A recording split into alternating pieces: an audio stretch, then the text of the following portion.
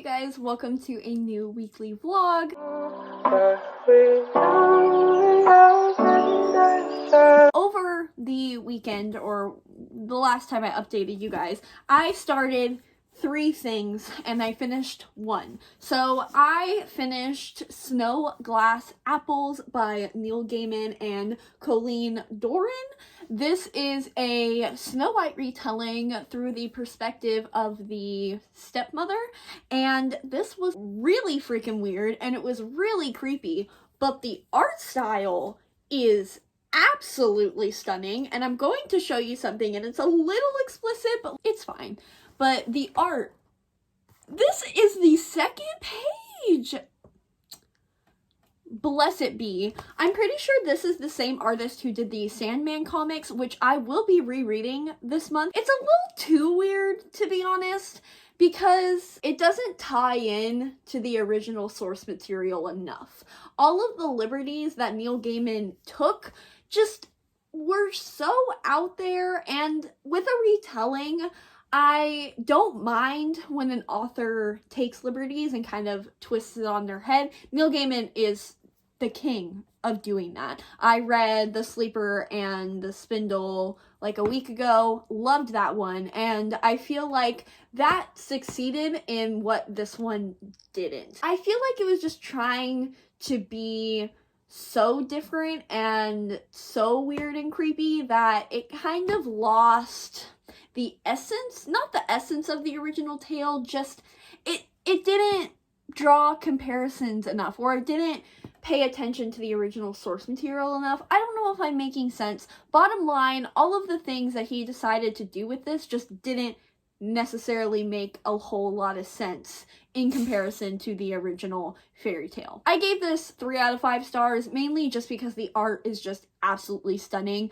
but story-wise, probably a 2. Okay, and then I started The Broken Kingdoms by N.K. Jemisin. This is the sequel to The 100,000 Kingdoms. I am 60 pages into this. This is following a different main character than the first one, which makes a whole lot of sense considering how that one ended. This is following our main character, Ori, and she is a blind artist, and she takes in this homeless man and then learns that he is caught up in the gods, and that's all I'm really gonna say. That's halfway all I really know so far, and the other half is a spoiler for the first book. So there you go. This one isn't gripping me immediately like the first book did, but that's fine. It's whatever. It's not told in the writing style that I loved in the first one, where the narrator is talking to the reader, but I have hopes that this is going to be amazing. I have no doubt. I trust N.K. Jemisin. And then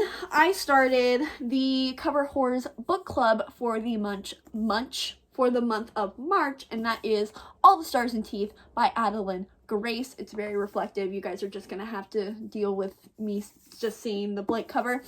This one is a island-based fantasy following our main character, Amora, and she is the princess of the overall ruling kingdom, and she ends up having to go on a quest in order to prove to her country and to her people that she is the proper ruler and she is worth the crown and all that stuff. Basically just has to prove her worth to her kingdom and her people. This is obviously a very water-inspired setting, which I always love. The author does an amazing job at distinguishing the peoples of each of the 7 islands, because this has 7 islands, 7 different magic systems, 7 different fashion, and the aesthetics in here, definitely the best part of the book, because she really pays a lot of attention to the clothes and what people wear and the different colors, because each of the 7 islands, along with them having their own magic system, they also have their own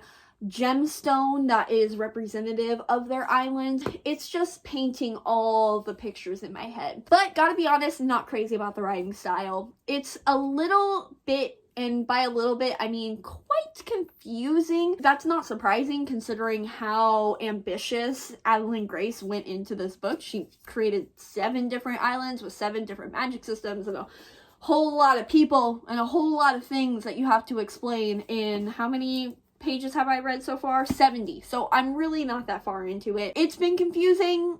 Not crazy about the writing style. It definitely reads like a debut, but that's fine. I can forgive that. No harm, no foul with that, but just to be aware, this isn't like a seasoned author or anything. So far, not my favorite, but I'm hopeful. If you haven't picked up that book from your library or your local bookstore or your Barnes & Noble, definitely do. Carly and I are very, very excited for this month's cover horrors. We are coming back strong. We had a little late push during 2020 with our book club, but we're back at it. We are here. Kendra from Kendra Cuz is one of our co-hosts this month. Another announcement with the Cover Horrors book club. We have a Goodreads page now, which I will link down below along with our Twitter page, so you can join our Goodreads group and all that stuff. So I'm very excited. I'm very excited. I hope you guys are too. I completely forgot. I started another book. In addition to all of those, I started the audiobook for Smoke Gets in Your Eyes by Caitlin Dowdy. I don't know the author. I don't know anything. And this is a nonfiction about American funeral laws and customs, and I got this on recommendation from Kat from Paperback Dreams, and I am enjoying it. Like, I'll probably give it like a 3-star just because it's like, I don't really know how to rate it because it's like a nonfiction and it's like interesting, so that's good, right? It's like very humorous, and I have learned a lot of things about American funeral customs, but I only have an hour left. It's not like I'm going to DNF it or want to DNF it. It's just like, it's nonfiction. As far as nonfiction goes, it's super interesting. Like 5 out of 5 stars, but in comparison to the rest of my reading, and would I rather read that than like anything else? Debatable, but it is interesting. So if you are interested in nonfiction, here you go. Hello, sorry for the child noises outside. What can I do? I got a package, and this is a very exciting package.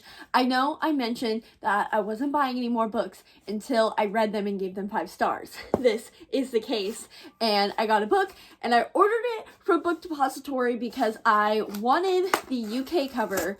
But Book Depository has this weird thing where it's like, we're not going to show you the picture of the book, so you like don't know what you're buying. So there was the US cover, and I bought the other one that said it was published in the UK. So I'm hoping that it's the correct one, but we'll see. I'm going to be really sad if it's not the UK cover because I really want the UK cover. Okay. It is! Oh my god! I got the Library of the Unwritten. Oh my god, guys. Look at this cover. This is the US cover. I really do love the US cover, and if this cover did not exist, I would have been so happy with this cover.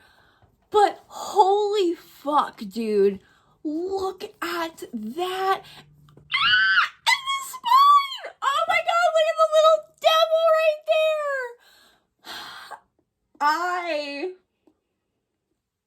It is so stunning to me. I don't know, maybe I'm overreacting. No, I'm definitely overreacting, but oh my god, this is my favorite book of the year so far, and I am so happy. This is so beautiful. Oh my god. I love it so much. Now, I finished a book last night, which I was not expecting to do. Like, I started this audiobook and I just listened to the whole thing last night. Wild. I listened to the audiobook for The Broken Kingdoms while reading physically, of course, and I didn't end up loving this as much as the first one. Like, not even close. It just did not bring me nearly enough feelings as the first one, as you can probably gather by my lack of updates. Like, I didn't give any updates while reading this, just because, honestly, I'm kind of a little disappointed with this one. I'm not gonna lie.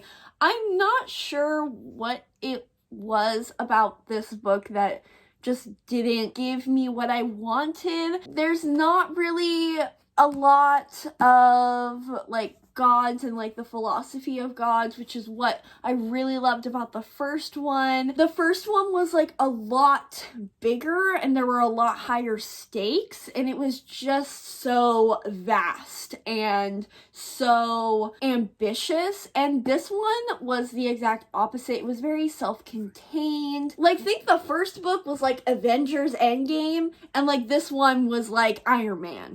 This has nothing to do with superheroes. I'm just using that as a very terrible analogy. I didn't really like the romance as much as I liked the first one, probably because the romance was already developed once we got into the book. There's another romance that you kind of see the seeds of and grows with it, but I never really felt the chemistry between them or had any strong feelings towards them. The plot is more talking about the children of the gods rather than the gods themselves, which was an interesting addition to the world and the story. I just was not a fan of this one.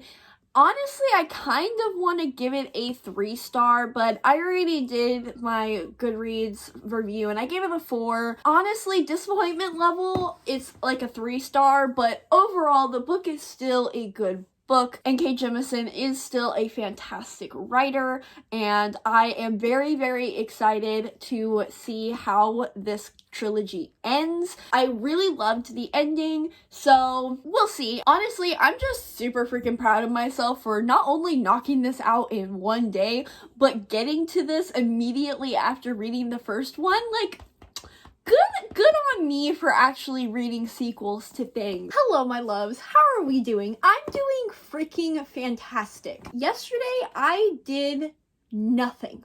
I don't know where the time went. I started off the day working out and I made myself lunch, and then I laid in bed and I literally watched YouTube all day.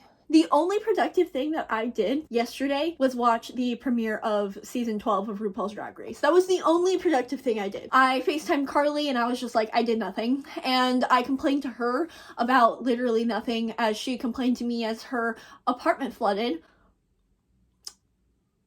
So we see where my priorities are. But after FaceTiming her, I read and finished a book, all in a span of 4 hours. I read Foul is Fair by Hannah Capin, I don't know. Let's all say a collective prayer to Nemesis, the Greek goddess of revenge, together. Because holy shit, this book was incredible! Oh my god, I cannot believe this book exists. Oh my god, it was so good. I don't know what it is about me and books lately. I don't know if I'm getting soft on my ratings. I don't know if I'm just fucking manifesting all the 5-star reads, but I have been having nothing but amazing, incredible books. It is crazy! And I'm so happy for it because wow, I know my taste, and wow, these books are fulfilling what I need from them. And I'm so unbelievably grateful for it. I want to like move this a little bit. There we go. Foul is Fair. This is a Macbeth retelling, a Heathers retelling. I have not seen either of those. Yes, my name is Heather. Yes, I have not seen Heathers. I don't even know the plot of Heathers. I don't even know the plot of Macbeth. So I went into this book not knowing what the hell I was getting into. But Carly loved it. She gave it 4 out of 5 stars. Ian loved it. I don't know what his rating is, but he loved it as well. I was so excited because honestly, I wanted to read this book because of the cover. Because hello, do you blame me? No. I really just did not know anything about it at all. And I started it, and it is about this girl who was raped at a party. She, with the help of her coven, decide that she is going to kill every single boy that was involved. And it was brilliant. It was cathartic. It was angry. It was empowering. It was wild. It was chaotic. It was evil. I mean, is killing rapists evil? I don't think so. This book gave me everything that Wake Siren by Nina McLaughlin did in a more digestible, not as pretentiously Greek way. And I am just blown away by this story. I loved it so much. As I say that, I definitely, kind of similarly to Wake Siren and what I said about that book, this book isn't going to be for everybody. It is written in a very unique way. I do recommend having the audiobook with the book because I feel like I've just been talking about audiobooks so much lately just because of how I've been reading lately, but it really is a fantastic audiobook, and the narrator does a great job at depicting the anger and the emotions of our main character, Jade. And oh, it's just divine. It's just so delightful. If you love Jennifer's Body, I feel like this is gonna be for you. I just do. Also, if you loved Sadie, but you needed more bloodshed and more revenge in a beautiful prom queen of the high school package, here it is, perfectly laid out for you. You can get it right now. It has been released. It's another one of those books where I'm just really incoherent in giving my emotions because, one, I literally binge read it. Like, I did not put this down for a minute once I started it. So it was kind of a fever dream. And I finished it at like 4 a.m. last night. So again, a bit of a fever dream, but oh my god, it's just so angry, and it's so, ooh, it's so good. It's so angry, and I love angry, murderous women. I guess Sadie was very similar in this characterization, but this is one of the few books that genuinely has a morally gray, honestly borderline evil protagonist. I would kind of categorize her as neutral evil, to be honest, and I have never stand harder. I love her so much. It was so much fun to just immerse yourself in this fictional world where this teenage girl murders everybody that did a horrendous act to her. Again, it's so cathartic because this would never happen in real life. It is just so ridiculous and convenient in every step of the way, but it was just so invigorating. It was so much fun, and you can call me morbid for saying that, but I loved this book and what it did for angry girls out there. I'm so happy. I'm so proud of myself. Look at me reading so much. I have already read 3 books in this vlog. Like, I'm killing the game. So now that I have read Foul is Fair, I do have The Dead Queens Club by Hannah Capin, which I believe this was her debut novel, and this is quite chunky, and I don't have the audiobook for it, and I can't seem to read without an audiobook anymore. But I did read like a few chapters of this book, and it's written very similarly to Katie Henry and just the way that Hannah Capin displays teenagers and kind of their banter and all of that stuff. It's a little different than Katie Henry, but it has very similar veins to her, and I love Katie Henry with all of my heart and soul, and so I kind of want to read more of this. I am really not far in, maybe like 20 pages into this, and this is, from what I gather from those 20 pages, we are following Anne Cleves, one of the wives of King Henry, and her and Henry meet during summer camp. And I don't know what the plot of this book is. That's just how far I've gotten so far, and I don't know. I feel like this could be good. If this is anything like John Tucker Must Die, where like all of the queens come together and like kill him, I really want that to happen. I want that to happen. I'm hoping that happens. I'm just on a murderous women binge right now, apparently. I want that in my life right now. Maybe I should watch Heather's and Jennifer's Body and Kill Bill in this vlog. I don't know. We'll see. Blood Countess by Lana Popovic? I love that name. Imagine your name being Lana Popovic. I'm not pronouncing it right, but like, imagine it in a Russian accent. Love that. It's called A Lady Slayer's Novel. Did I not just say that's exactly what I want right now? This is a Elizabeth Bathory retelling, who is a female serial killer. She did kill a bunch of women, which that's not really the brand of murderous women that I'm catering towards right now. I want more murderous women who murder men, but gotta have variety. We gotta have equality, right? Regardless, this is like in leagues with what I want right now. So, and it's very short. I'm so excited to just go on a murder binge. Let's go. Fictional murder binge. No real life murder will be taking place in this vlog, but in imaginary worlds it will be. All right, so I got about halfway through this, and although I really do like the dialogue, I do like all of the characters and the character interactions. I like the concept of this. I was just really bored. I think it's just way too long, honestly, and there isn't really a plot going on. I was looking on Goodreads, and apparently the author has like auctioned off or like submitted something. I don't know how Hollywood works. Basically, she's trying to get this into a TV show. This would be such an amazing like CW Netflix original TV show. It would be so trashy and just messy and drama filled. I would love to see that, and I think this would translate much better as a show and like a TV drama than an actual book.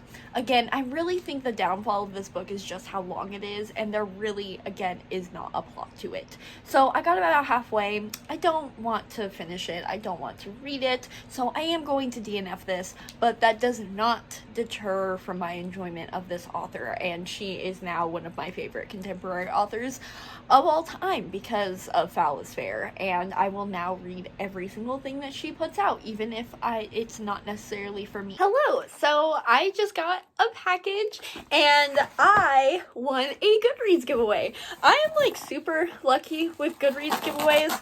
I think it's just because I enter every single one that interests me. Apparently it works. I'm opening this with one hand.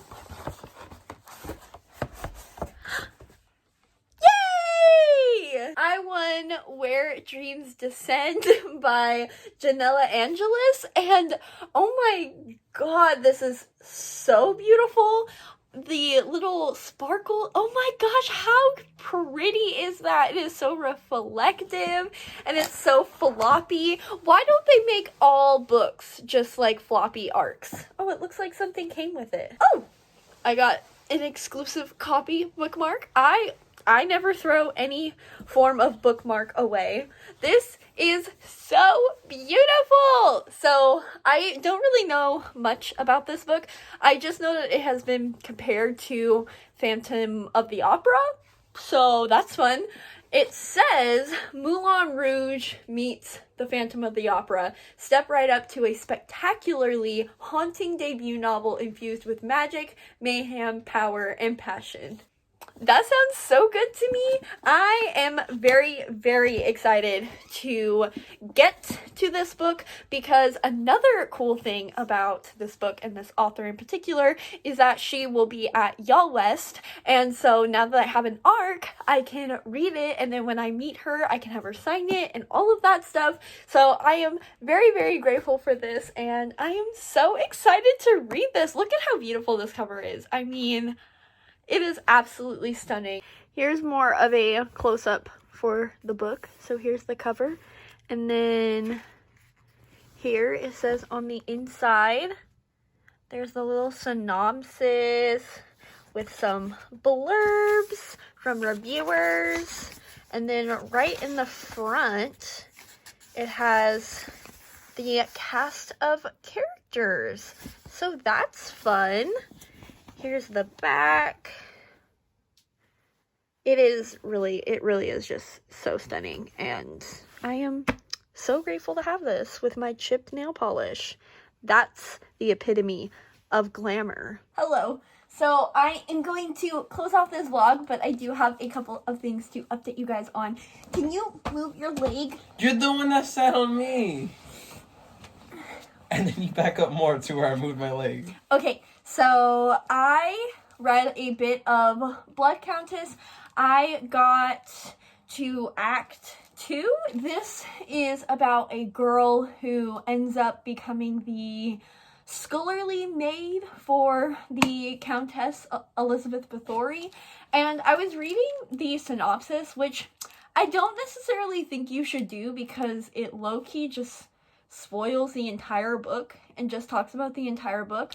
But what I did gather from the synopsis is that it's female-female, but also the whole thing about Bathory murdering people, so I'm not sure if it's going to be a twist and we're just led to believe that she's cruel and murdering all these girls. I'm not entirely sure, and I'm not entirely sure what to say once I figure everything out, because then it's probably going to be a spoiler. I don't understand. I don't really know how I'm feeling about this book. It is really, really short, so like, you know, it's not that big of a deal, but also my next few vlogs are going to be all of my readathon vlogs, so I'm likely not going to be able to finish this anytime soon. Hopefully when my holds for the audiobook comes in, then I'll revisit it, but so far it's like, it's okay. And then I've also been listening to Muse of Nightmares by Laini Taylor. I'm pretty not far into this, so I don't have any thoughts about it, but I'm not really feeling that book either, but I think that's more me, not necessarily the book. But yeah, these next 3 vlogs of this month are going to be all dedicated to readathons. My next week's vlog is going to be my backlist readathon, and then witchathon, and then zodiacathon. So if you guys are excited to see what I'm going to read for those readathons, definitely stay tuned in the coming weeks. But other than that, I'm going to close off this vlog as I said at the beginning of this clip. This week I read 3 books? 4 books? I don't know a concept of time. I finished Snow Glass Apples by Neil Gaiman, which I gave like a 2-star or a 3-star. I don't actually remember what I gave this for. And then I finished The Broken Kingdoms by N.K. Jemisin, which I gave a 4-star, more like a 3.5.